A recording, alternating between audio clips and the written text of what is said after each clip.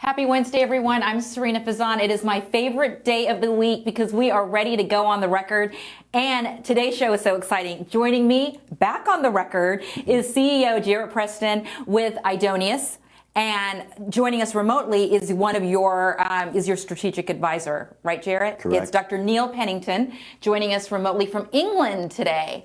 Yes, he is. There he is. Hi, Dr. Neil. How are you? So thank you for joining us. All right, guys, we're talking cryptocurrency today, blockchain, Bitcoin, all this other stuff, which seriously, I am so not well versed in at all, but I get questions about this all the time.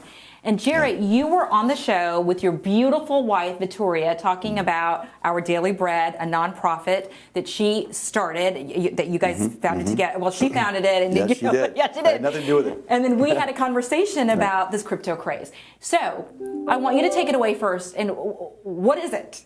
What is cryptocurrency? What is Bitcoin? What is blockchain? Well, I think from a high level, I mean, cryptocurrency is simply a digital currency, right? We've been operating with digital currency for a long time. Every time you use your credit card or your debit card, you're using digital currency. So digital currency is not new. But what's new is having a currency that is globally deployable, not controlled by any individual government entity, right? That is much more free, much more mobile, and which has the ability to be exchanged for value of all kinds. So there are many different cryptocurrencies out there, but really what we focus on is blockchain, the technology that is behind it all. And blockchain is the most important subject for us, at IDONEUS, as far as why we moved our industry to that space and how it allows us to move value. I'll let Neil speak a little bit high level about, Neil, if you want to just talk a little bit about crypto in general, but blockchain, how we're utilizing IDONEUS, and I can talk more about the business model if we want to talk about that later too. Yeah, I mean, I think you did a pretty good job, Jarrett, to be honest. I mean, if we were to go back about, say, 10, 12 years ago, I think a bunch of people realized that, but fast forward, there would be billions of people around the world transacting with each other digitally, and that something new had to be put in place in order to make those transactions work really, really well. And so they came up with this technology called blockchain, which effectively allows people to transfer value without the need to go through third parties and through the whole complex world that exists, where you have multiple agencies having a hand in the way that happens. It first started in 2009. Bitcoin was the first network, blockchain network, that was produced purely to transfer value. And it's interesting that back in January 2009, when it was launched, one Bitcoin was worth 0.00076 of a dollar. And now it's $45,000. The next big leap forward was 2015, when people said, well, rather than just be simply a change of money or change of value, just one-to-one, why can't we make it conditional on contracts? So the first smart contract was produced, and that was Ethereum blockchain, was really put together to make sure that you could go, if I do this, then I do that, then happens, then make the payment. And that then made the whole world, I think, make a complete and utter change, because it opens up everything from health to energy, to transport, to everything, every way we live our lives where we depend on contracts. So and Ethereum at the time in 2015 was worth $1, and now it's worth around $3,200. And have you seen adoption of blockchain really take off? For us, blockchain is perfect, as Jarrett said, where you want to be able to use a network that has privacy built in, trust built in, and allows you to have absolutely certainty that you can transfer value from one person to another person, and be very, very clear that that will happen efficiently, and will facilitate our business model. So Dr. Neal, I have many questions, but hold on for a minute because Jarrett, I want to turn to you first because I probably should have asked this question at the very beginning. Why don't you tell us about IDONEUS and what IDONEUS does? And then also I would love to for you to share that first Bitcoin story. That's a really good one, but let's start with IDONEUS first. So IDONEUS is a luxury marketplace, and we have a native token currency called IDON, which is a Swiss payment token. The company is based in Switzerland. Our token is designated as a payment token usable for payment of any asset, good, or service in the world. Wow. And it is designated under FINMA, under VQF regulations. A highly regulated environment in Switzerland. We went there on purpose to base the company because we deal with high value assets, and we need to create that environment of confidence and trust. Why is Switzerland Switzerland has the most advanced regulatory environment for blockchain and cryptocurrency in the world. You're kidding. So they desire to be the main hub globally for the space. So they've become very advanced with setting formal law and regulation that you can actually follow. One of the challenges many municipalities have today is there's no clear law. And so people don't know how to behave or how to build or how to grow in that space. So Switzerland's very defined and still is leading. So we chose Switzerland because of that, and also again because Switzerland itself creates confidence for clients. You could be based in Malta or Cayman or Mexico for that matter, right, or the Caribbean. It's not the same as being a Swiss company. Most people know there's a high amount of scrutiny, and regulatory compliance required in Switzerland. So that's why we chose it. IDONEUS is a company that really is built on the back of a 20-year venture of mine, Obsidian International, the asset trading firm we talked about last time, where we have facilitated asset exchanges of all kinds around the world, everything from real estate to fine art to very special diamonds.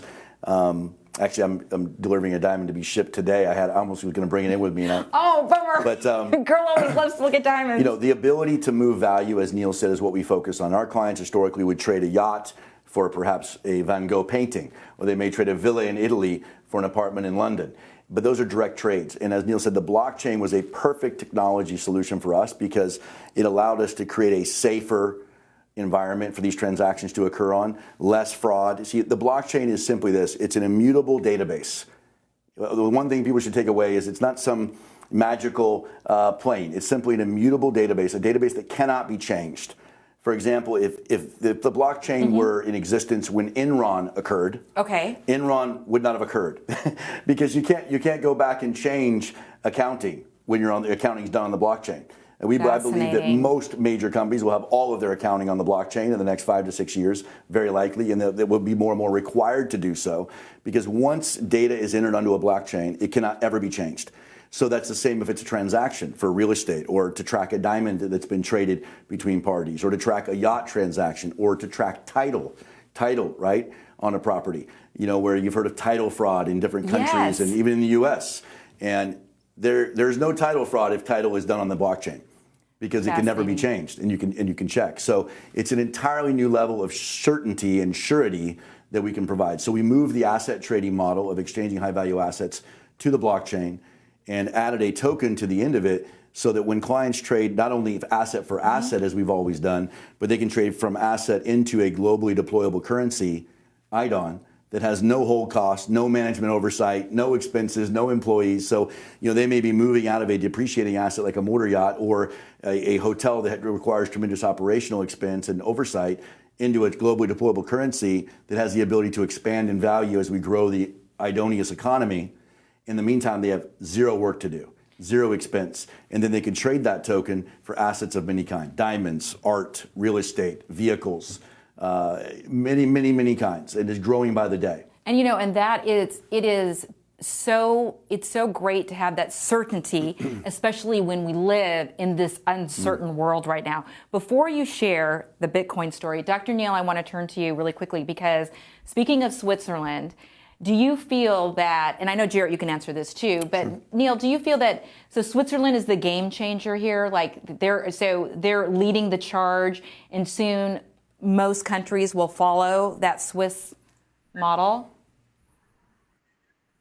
Yeah, I think the important thing about Switzerland is they very quickly, I guess maybe because of their heritage in international finance and value, realized that there needed to be a regulatory framework. And you know, regulations vary across the globe, and I think Switzerland have set the standard, really. And I think what's really important for any business is to have clarity and certainty around the rules in which they have to operate. And I do think that you will see, and there are it's being adopted across the globe, but Switzerland is definitely definitely ahead of the game. Let me ask you this before we do the first story with the Bitcoin, because with people that are watching, some people like me, and several others might be wondering, all right, but what is the difference between, what is this cryptocurrency? What is the Bitcoin? What is it? Can you break it down? Like in traditional news, we would always write a story that a third grader or a 10-year-old would understand. So if you had to explain it to someone that was like 10 years old, how would you explain it? It's tough, but how would you do it? You have wonderful children. It's a dangerous scenario, but I'll give it a shot. Wish you would have given this one to Neil. Look, there are vastly different cryptocurrencies. Cryptocurrencies are simply the payment mechanism utilized on the blockchain to move value and sometimes to move zero value. I have a history of experience with assets. So I'm very much focused on tangible assets. My clients are very focused on tangible value. It was a very hard transition for me to imagine someone trading a $10,000,000 asset for a token. Right. Oh my gosh, it's making my heart palpitate. When the concept was brought to me in 2017, I said, I have zero interest. Thank you. And it was really an educational process for me, and I became a consultant to a couple of organizations, and then I learned where the industry was headed. And it's kind of like if we said no to the internet back then. It's like if we said no to an email address and said we're just going to stay with a fax machine and a postal address, and I don't need a website. That's how big the change is. Wow. See, now it's that big. That totally puts it in perspective. And I almost missed it because I'm so careful and cautious about protecting value for my clients that I wasn't interested in taking a 20-year career and damaging it due to some crazy technology fad, right? But what's happening with blockchain and crypto is that, there's the blockchain's the foundation, and it will forever change business as we know it, forever change it. Perhaps more than the internet has, at least as much as it has. Wow. It will create a trustless environment where you do not need to trust in order to transact. Just imagine that concept for a minute. Everything's based on trust. All these companies that are branding and marketing, it's all to build trust. Imagine if you don't need trust, you can transact with high confidence because of the technology platform that transactions being done on. So we utilize that with IDONEUS. But back to your question, with cryptocurrency, there are so many kinds. There are thousands of cryptocurrencies. Most of them have very little tangible value. They're based on a potential future value. Or to be the 10-year-old explanation I'll give you is I believe they're based on the mob's opinion of value. Okay. Some of them remind me of the tulips back in the day. If you study the history of tulips and how people began buying and investing in a frenzy in tulips, if you would imagine. And then they're buying because people were interested in buying. And so these wild swings people will see in crypto with Bitcoin and even Ethereum and others, it's because there's no asset-centric nature, in my opinion. This is the reason. And people have one way in and one way out. People buy Bitcoin a lot of times simply to speculate because they hope it's going to go up. And then if it goes down, they get nervous and they sell, right? And people rush and they sell and they buy and they sell. And there's a constant wave of volatility and people wondering why there's so much volatility. Well, there's only one way in and one way out because there was no real utility for Bitcoin. It took maybe 7-8 years before there was real utility, meaning a way to use it. I think the first 7-figure asset purchased was done 7 years after Bitcoin was created. Wow. Our first multi-million-dollar asset transaction was weeks after IDON was created because we've been in the business of asset trading for 22 years. So we already had the utility. We already had a global asset portfolio and a global client base of clients who want to trade billions of dollars in assets amongst themselves. We just added the token to make it much more fluid and added the blockchain element to make it much more secure. But most of these technology companies, either they started a cryptocurrency, they started with this idea that they want to create over time that may create value or it may not. So people buy and they speculate, and then there's massive volatility. So, my suggestion would be for people to focus in on where's the tangible value in the model. And a lot of people created a cryptocurrency, right? Now they created a cryptocurrency just for the sake of creating a cryptocurrency. But I would say, ask yourself, does that business stand?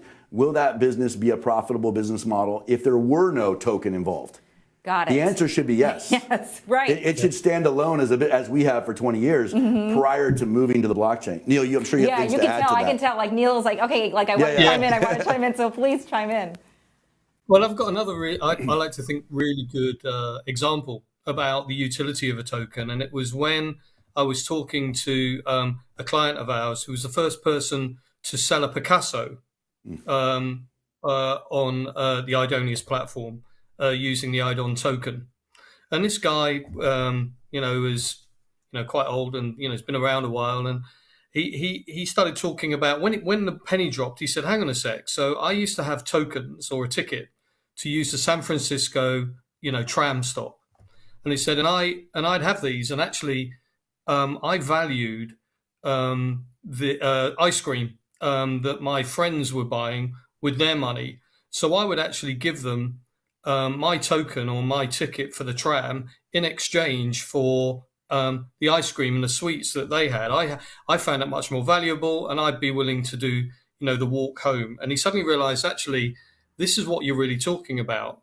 And when that penny dropped, that's when he really kind of went full into the idea that he could, he would find an IDON token much more attractive to himself because he can get things on our platform using that token, and he would trade in his Picasso on the back of that. And he was going San Francisco trams, ice cream, exchange of value, token. Brilliant. Brilliant. Such fascinating conversation. We're going to go to a break. We have so much to talk about. And I promise when we come back after the break, Jarrett is going to share the first Bitcoin story. Thank you for the story. Now it's all hyped up. We've got it. What a tease, though, right? So, yeah, it's a perfect time. Stay with us, everyone. I'm Sarina Fazan, a journalist, producer, and podcast host. With a background in television news, I know how much time and talent it takes to produce a broadcast quality production. But no more. Red House Streaming offers a simple, cost-effective method for capturing live action and streaming it in real time to YouTube, Facebook, or any other website.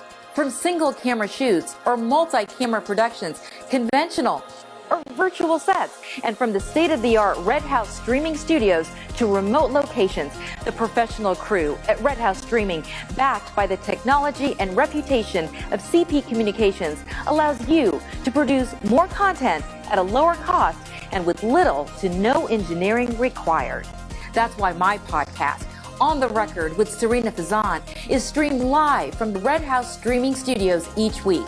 Contact Red House Streaming today at 800-762-4254 or online at cpcoms.com to learn more. I'll see you in the studio. Hi, everyone. Welcome back to On the Record. What a pleasure today to have CEO of IDONEUS, Jarrett Preston, joining us, and one of his lead strategists, right, Dr. Neil Pennington, joining us from England. What is it? What is it? PhD Technology Innovation Expert. The mind.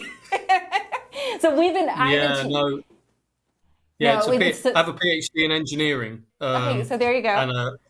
And a whole background in technology innovation. That's very impressive. No, I mean that so sincerely. And so we have been talking about the first Bitcoin story. And when Jarrett was here the first time, when you were here with your beautiful wife, Victoria, and we were talking about your nonprofit, Our Daily Bread, which is such a great nonprofit. We talked about our friend Joe Papadopoulos was here, and you were talking about the first Bitcoin story, Joe Pop, as we love to call him. And it was so interesting. So can you share that with the audience? Well, he brought it up, actually. It was a great point he made that, everyone can look back at history and see how things unfolded. No one can really look forward and know with certainty of anything. But we can look back as examples. And there were some of the early developers that were paid in Bitcoin who helped create that protocol and that blockchain. Okay. Right? Okay. As you would imagine. Mm-hmm. As we've had parties that were paid in IDON to help build the IDONEUS platform. And some of those parties that were paid BTC, as it's known, right? The Bitcoin coin, the currency, had some coin. It was basically worthless in terms of monetary value, as Neil mentioned earlier. So worthless, like nothing. I mean, it was worth pennies, well under a penny. Okay. Well under a penny per. Okay. And they ended up paying. They called a Papa John's Pizza in Northeast Florida. Northeast Florida. And so in Florida, yep. so everything happens all crazy in Florida. things happen in Florida. Okay. And they made a deal to buy 2 pizzas, and it was late at night, and they got this pizza, a local pizza company, to take Bitcoin. And they paid 10,000, reportedly, they paid 10,000 Bitcoin at that time for 2 pizzas. And 10,000. 10,000. By 2015, just a handful of years later, those 10,000 Bitcoin were worth $2.4 million. $2.4 million. And today, they would be worth around $4 billion. No way. Okay. 10,000 Bitcoin. Okay, so the expansion of value was substantial in that case, right? So, Jarrett, but how does that happen? Like in general, like how does that happen? And Dr. Neal, you weigh in too. How does that happen? Demand, right? Supply and demand. There's a limited supply of Bitcoin, and the demand is growing. There's a limited supply of IDON, and the demand is growing. So the one thing about the blockchain is once a protocol or a contract, as Nimich earlier, has been established on the blockchain, it can never be changed. So there are 21 million Bitcoin that will be created, that will be minted, mined in that case, and never more. There'll be never more, right? And some have already been lost. You may have heard of them being lost, and people lost their codes and their access keys and all those things. Can you share that, though? Yes, we'll talk about that. And the same, with IDON. There's 1 billion IDON minted. There will never be more. So the more demand there is, right, the less supply there is, the more value you create. And Bitcoin was first. So Bitcoin created a rather big frenzy. Now they also have a lot of volatility because people have a problem with the confidence of as it reaches 50,000, 60,000, and people get nervous and they sell and they move. But it's an interesting market. Neil, you can comment further if you want, and on security as well. Yeah, no, so I was going to say, you once again, Jarrett, you hit the nail on the head. I would add that a lot of it's about belief as well. People will, acquire a token and they'll hold it because they believe that it's going to be useful, have more uses in the future, more applications, and all grow in value. And that underlying belief around security, it is a secure way of doing business. Do you gentlemen feel that cryptocurrency is just going to replace everything as we know it? Though I mean, like banks going to change, or as you mentioned earlier, Jarrett, Absolutely. In the show. I think, really, governments are already moving that direction, as you know. There are governments are already moving into sovereign digital currency. Our government is looking at a U.S. digital dollar. Every major government in the world is, and it only makes sense. I mean, when you think about carrying around this fiat currency, this paper currency that is, especially in this post-COVID world, that is, we're transferring a lot of germs, a lot of, viruses. Very good point. Is it needed in the 21st century to have a paper bill when you use your credit card or your debit card in the same way? That gives me goosebumps, right? Actually, because I didn't mean to interrupt you. I'm so sorry, but you will go into a store now and they will ask you not to use your paper currency. So I didn't mean to interrupt again. If you could just continue your thought on that. I think this will be a part of that. This has already pushed that transition even more. Digital economies, the global pandemic was a terrible thing, impacting so many people. For IDONEUS as a business model, it was an incredible thing, because it propelled the digital economies of the world. It propelled people to do on blockchain and online transactions. The online retailers, as you probably have read and know about, have gone through the roof. Our company has exploded during the global pandemic because there are people with these tangible assets all over the world they can't reach. If you have your private island, if you have your luxury villa, if you have your yacht, in some cases the yachts are being used quite well, but many people can't get to or could not even rent these properties. They're used to renting out for 7 or 8 years. They've owned it. Now they have no income. They have expense for the first time. Right. So it's driving the economy, but there were no traditional market buyers. IDONEUS used to be able to come in with billions of dollars in IDON capital and move in and take out some of those assets and move people into a better asset class that better suits what they're going for. But not just for the luxury sector, but this is going to be for the entire planet. Because that's what was my next question, because the luxury sector, of course, your company is amazing. We're talking Picassos and yachts and all this other stuff. Sure. It's fantastic. What about the rest of us, right? Yeah, but what about the rest of us? I think it's blockchain technology and cryptocurrency is for everyone. But I would say investing in cryptocurrency today is still a very speculative market, and it needs to be accredited, intelligent, well-informed investment. I hear people, I sit down in the barbershop and I hear people talking about an investment they make. I was talking with a gentleman the other day, who is not a high income earner, talking about his investment in crypto, 3 different cryptocurrencies. And then I asked him, do you have 3 months money in the bank? No, I don't have that. Well, you can't be investing in cryptocurrencies, right? This is something you need to take your time to get educated on and have a risk profile where it makes sense still today. But it's coming in all applications. There are, even in our model, we're bringing normal products. We're bringing things like, still on the luxury side, you can buy a bottle of champagne now, right? Utilizing IDON. You can buy, it's not going to be all crazy expensive things. We'll still have luxury products that might be a wallet, right? Or a purse or, those types of things in our world. But in the other world, you can buy nearly anything in the world today with cryptocurrency. Wow. Anything in the world today with Bitcoin, nearly anything you can buy. And I want Dr. Neal also to weigh in on your point, like when he was talking about the gentleman in the barber shop who didn't have, 3 months of his own currency in the bank. What would you say to people, too, that are interested in, cryptocurrency, Bitcoin, and all of that? Well, I do share Jarrett's view that, crypto is here to stay and will only become more and more and more used, and that I think governments are starting to realize that. And I think in a world where they haven't necessarily got their head around it, there can be a tendency to try and block it a little bit. And we've seen that. We've seen some high profile, China, for example, wanting to restrict the use of cryptocurrency. But I think the cat's out of the bag. And I often think of a world where, we're used to walking into a wallet and I have $1 because I want to buy things in the US. I have £1 because I want to buy things in the UK. I have €1 because I want to buy stuff in Europe. I can see us kind of switching the world on its head and saying, actually, I have an IDON and I buy luxury and I buy assets and I use it in that particular area. I may have another token for energy and I can buy energy around the world. I may have another token by which I access health, and then, as well as dollars and pounds for buying stuff, which is usually in the cash market. So, you can see a world where you're using specific tokens for a specific reason in a specific use. And IDON, from my perspective, is absolutely perfect for luxury and high value asset trading, as where others may have another use. So, gentlemen, let me ask you this on that note.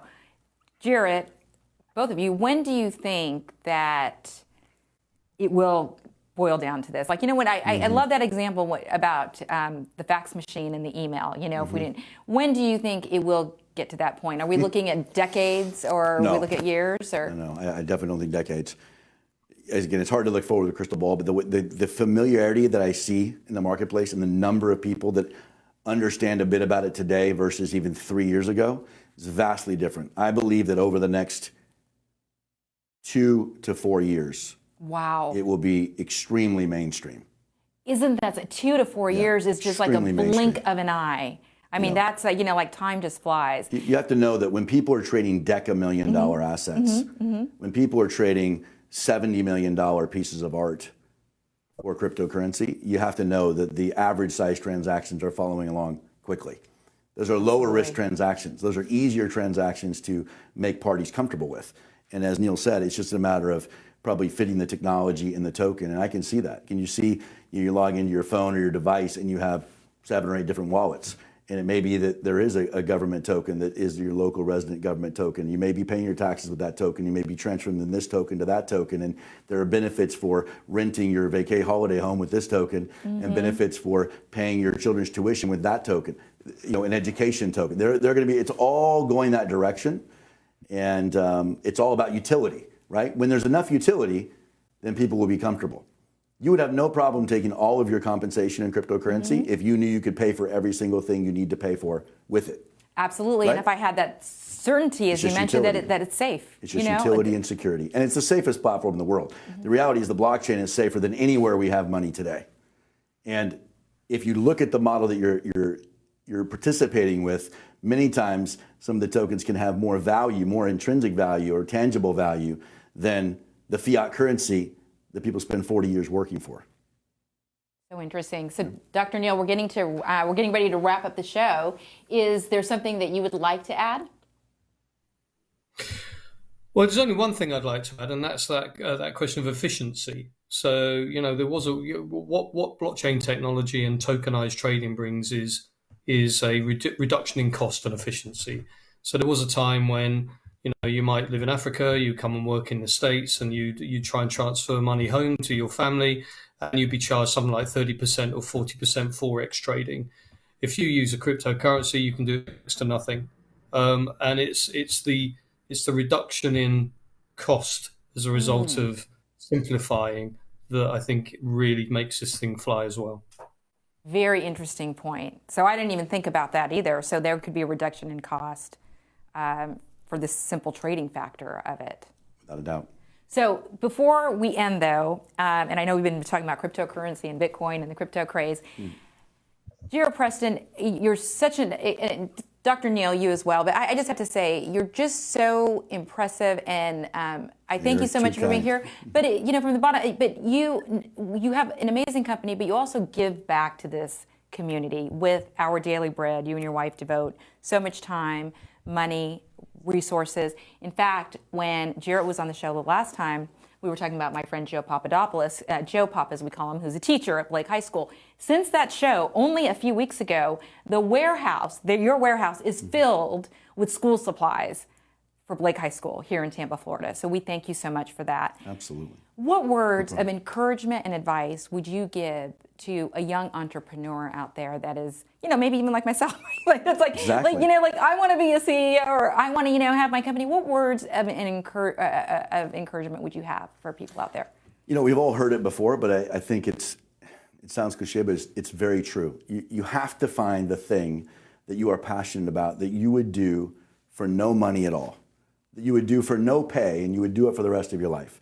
And when you find that thing, and then you can find a way to take that passion and provide value to others, now you have the recipe, right? And that's really how I did. I mean, if I get to deal with the most incredible people in the world, entrepreneurs who have built fortunes, who have, created these luxury compounds, and who have, who own paintings you could never imagine that they own, right? And who have yachts and private islands. And it's not about those things. Those things are beautiful, but the people that get to a level that they can acquire those things, the time I get to spend with them, it's priceless, right? And how much I've learned from those entrepreneurs.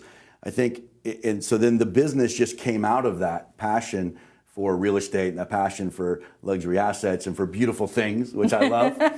and then I for me, I've always been focused on how do you provide value. Everyone thinks that they should be valued more than they currently are. I've never met anyone that very few people believe that they're being paid today what they're worth, right? Right. Everyone thinks that they're worth more. And my statement and my suggestion to them and everyone would be, focus more on the value you're providing the world and others, and less on what you're going to be paid, because when the value's there, you'll be paid. Right? Gosh. When the value's there, you'll be paid. There's no question.